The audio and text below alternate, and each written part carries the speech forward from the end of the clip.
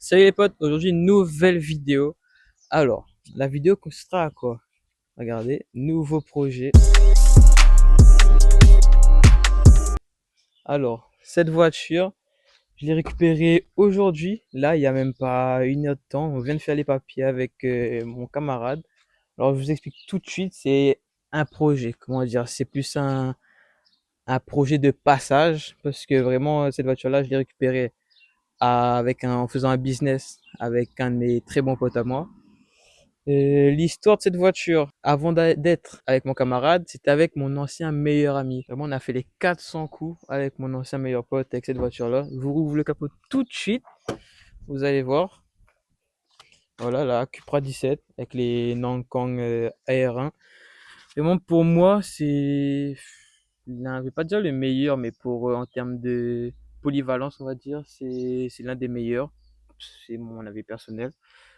Frein Seat Sport dessus, vraiment c'est ce que je voulais. Seat Sport c'était vraiment les plus gros freins. Personnellement j'ai toujours c'est les meilleurs freins que j'ai eu depuis en TDI. Après peut-être il y a les autres, les DP Racing, je sais plus comment on dit, il y a les, je me rappelle plus, mais il y a les plus gros, il y a les gros kits freins que ben j'ai jamais testé donc je suppose que ça freine beaucoup mieux.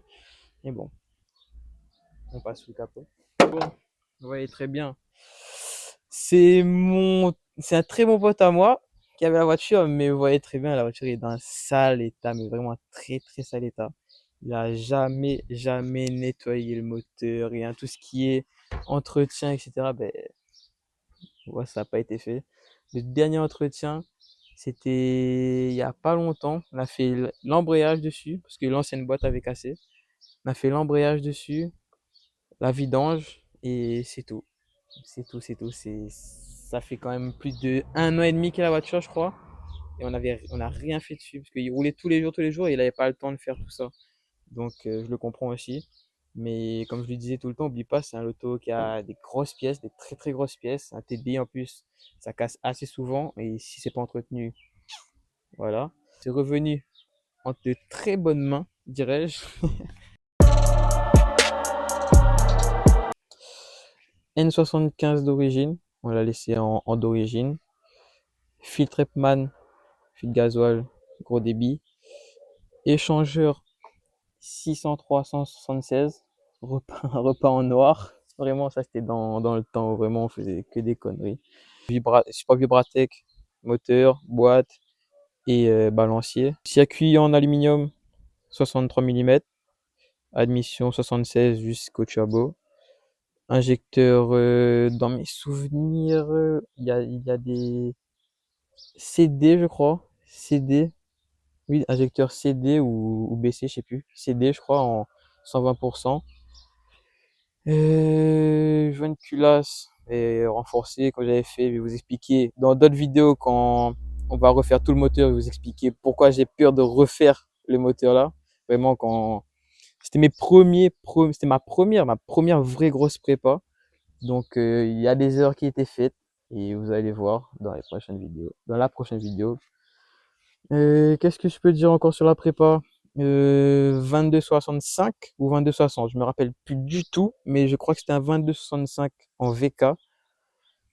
Petit turbo, vraiment très petit, tranquille. Alors, c'est une bonne base. Embrayage, volant moteur bimass, 4 patins Satch avec mécanisme renforcé. Arbre 280, je sais pas si je l'ai déjà dit. Après, bas moteur d'origine, piston d'origine, et tout le reste, vraiment tout le reste est d'origine. Il y a encore la clim, il y a encore la clim dessus. Qu'est-ce que je peux dire encore? Ben, niveau moteur, tout est bon, tout est dit. Ligne 63, 76, réduit en 63 à partir du train arrière, je crois, ou sinon à partir de un petit peu avant le train arrière. Et voilà, bon, on va passer à l'intérieur. Vous allez voir que l'intérieur, vraiment, elle aussi, elle a vécu de l'intérieur. Bon, je vous laisse avec des plans. Je vais vous laisser avec des plans, parce qu'on va faire des plans vraiment du avant et après nettoyage. Parce que là, vraiment, il faut un très, très, très, très, très gros nettoyage. Là, si on filme le compteur, on peut voir le kilométrage. avant de la vente, je crois qu'on avait 250 000 kilomètres, 52 000, et là on est à 260, à combien? 275 000 kilomètres. Donc vraiment, il a attendu la dernière minute pour faire tout ce qui était vidange, tout, mais bon, à plus de 20 000 kilomètres avec une distribution renforcée, certes, mais qui faisait énormément, mais énormément de départs arrêtés, départs lancés. Donc là, il faut vraiment refaire tout, tout, tout, tout, tout, tout, tout. Pour vous montrer derrière l'arrière, pareil, tout aussi sale, hein. Ouais, toujours tout aussi sale. Voilà. Mes sièges, ça c'est les sièges de mon ancienne Seat, la Seat rouge que vous avez pu voir sur l'ancienne vidéo, la vidéo juste avant, ou sinon les vidéos d'avant. Je ne sais pas à quel moment elle va sortir cette vidéo-là. Mais vous voyez déjà, elle reroule.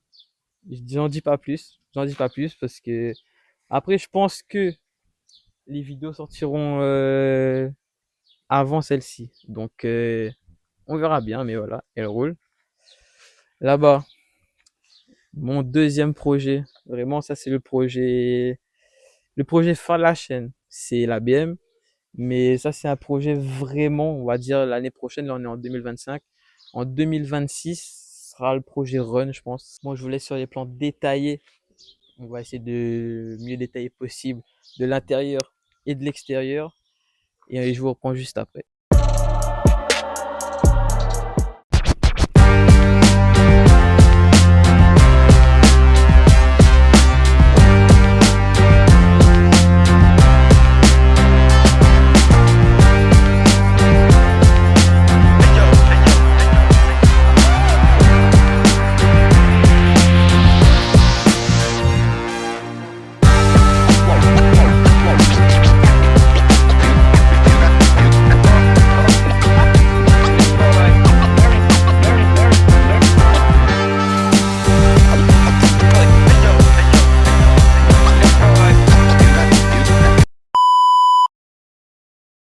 Et où la rallonge? Ouh, je suis dans le champ là.